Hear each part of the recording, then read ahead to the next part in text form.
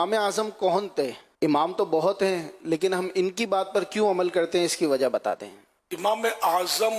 ابو حنیفہ نعمان بن ثابت رحمۃ اللہ علیہ، تو یہ ہم ان کی تقلید کرتے ہیں۔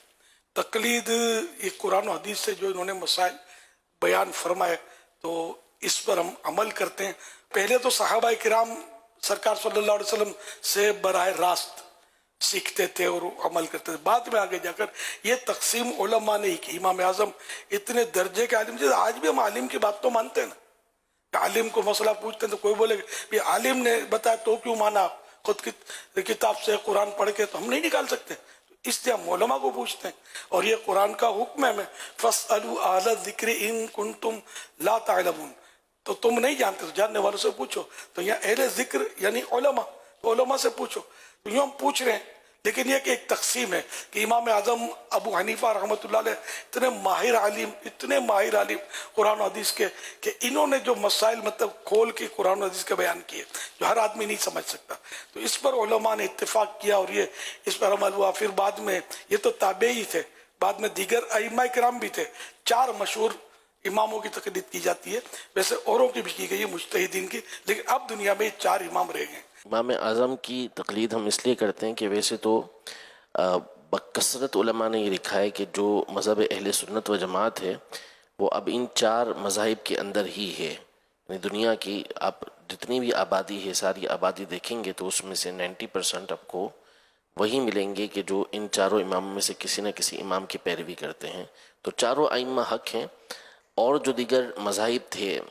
جیسے امام اوزاعی کا، امام سفیان ثوری رحمۃ اللہ تعالی علیہ کا، دیگر اور ائمہ کے مذاہب تھے، لیکن چونکہ اللہ پاک کی مرضی ہے، جس کے مذہب کو اس نے باقی رکھا، جن کے اصول کو اس نے باقی رکھا، اور ان 4 مذاہب کے جو بعد کے علماء آئے انہوں نے مزید اس کے اوپر کام کیا اور ان کے اصول، ضابطے، قانون یہ سارے مرتب کیے، تو یوں یہ 4 باقی رہے اور ساری دنیا کے اندر پھیلے۔ تو اب ساری دنیا کے مسلمانوں کا ایک طرح سے اس پر اجماع ہے کہ ان میں سے کسی نہ کسی کی پیروی کی جائے گی، اور پیروی وہی ہوتی ہے کہ قرآن و سنت کی روشنی کے اندر انہوں نے جو اصول اور ضابطے دیے ہیں، جو مسائل بیان کیے ہیں، اسی کو ہم فالو کر رہے ہوتے ہیں، اور حقیقتاً وہ قرآن و سنت کی پیروی ہوتی ہے، اسی کے پیچھے چلنا ہوتا ہے۔ باقی رہا ہم کیوں ہیں، تو ہم اس لیے کہ ہمارے امام، ہمارے جو علاقے ہیں اس کے اندر ہمیشہ سے فقہ حنفی یہ رائج رہی ہے، تو اسی کی پیروی کی جاتی ہے۔ بہت سارے ممالک ہیں جہاں پر امام شافعی کے پیروکار ہیں تو امام شافعی کی تقلید کرتے ہیں، بہت سارے جگہ ہیں کہ جہاں امام مالک کی تقلید ہوتی ہے تو وہاں پہ ان کی تقلید ہوتی ہے۔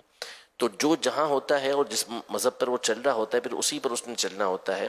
تو اس لیے کسی نہ کسی ایک امام کی پیروی کی جاتی ہے۔ اور داتا حضور یہ حنفی تھے، ہمارے غوث اعظم حنبلی جن کے ہم مرید ہیں،